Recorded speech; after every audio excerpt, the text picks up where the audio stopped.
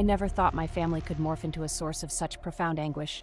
Yet here I stand, staring at my new front door, its glossy finish, a stark contrast to the suffocating weight of my past, pressing down on me like a heavy, suffocating blanket. Growing up, my brother Dan was the golden child, the one who basked in the warmth of our parents' praise while I remained in the shadows, always the afterthought. The one who had to brace myself and absorb the blows, both physical and emotional. Dan's jealousy twisted into a cruel form of torment. He would callously mock my heartaches, sabotage my friendships, and my parents, oblivious or perhaps willfully ignorant, dismissed my tears as mere whining, leaving me feeling invisible and unworthy. The day I left home at 18, desperate to escape that stifling environment, I thought freedom awaited me. But the journey was long and lonely, filled with the echoes of my family's hurtful words that haunted me like a persistent ghost. Months morphed into years of silence, and when the pandemic hit in early 2020, I found myself living in a camper on my truck, the stark reality, a far cry from the independence I had so desperately sought. I remember the desperation clawing at my throat as I picked up the phone and dialed my parents, voice trembling as I asked if I could park my camper in their driveway just until I found my footing again, only to be met with a chilling indifference that pierced my heart. Their refusal stung like a slap, a reminder of my place in their eyes, but I had no choice. I had to find dark corners and secluded lots to park my camper, praying for a spark to charge its batteries. After months of wandering, luck finally smiled upon me. I landed a job that felt like a lifeline, and my boss, sensing my struggle, allowed me to park my camper behind the warehouse, a small sanctuary amidst my chaos. With every paycheck, I poured my heart into work, fueled by a fierce determination that burned brighter than any flame. And eventually, I saved enough for a down payment on a small manufactured home, a fortress against my tumultuous past. But when my family found out, it was as if they had been waiting for a moment to strike. Dan showed up at my doorstep, his entitlement draping over him like a shroud, demanding that I allow him and his family to move in, as if my hard-earned home was merely an extension of their privilege. I remember the rage bubbling inside me, hot and visceral, as I faced him, incredulous that he had the audacity to suggest I should live in my camper outside while they commandeered my sanctuary. When they stormed away in anger, it felt like a small victory.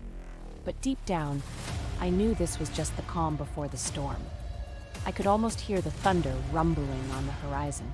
A week later, they returned, this time with a moving truck and a forged rental agreement bearing my name. My heart raced, the betrayal slicing through me like a knife, realizing the depths of their manipulation and deceit.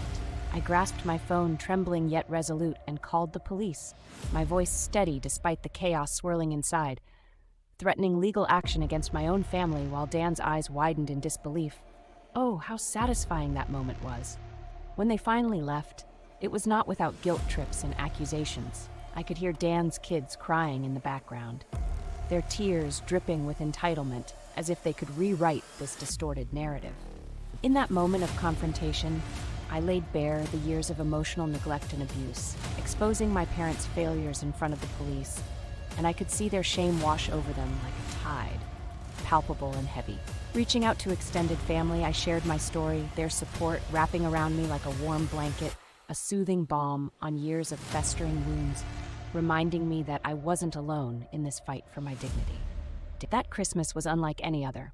I hosted a party filled with supportive relatives, laughter and warmth illuminating the room, starkly contrasting the coldness of my parents' uninvited presence lurking in the shadows. When they tried to crash my gathering, their sense of entitlement met with the firm resolve of my relatives who had finally seen the truth. And in that moment, it felt like a long-awaited reckoning was unfolding before our eyes.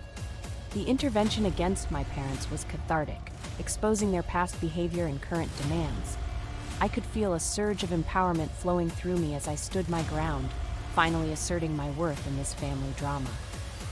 Since that day, things have shifted. Still, my mother has stopped her passive-aggressive social media posts, and I've begun to rediscover joy in my new home, hosting poker nights and laughter echoing through the halls. My camper now sits idle in my yard, a bittersweet reminder of the struggles I've overcome, but I find solace in knowing that I've reclaimed my life, piece by piece, brick by brick. Though I have never been camping before, I dream of one day taking that camper out, creating memories that my parents would have dismissed as trivial, marking the beginning of a new chapter in my life, one filled with strength and self-love. Thank you for watching. For more real stories and powerful dramas, be sure to like, subscribe, and explore our Twisted Ancestry channel.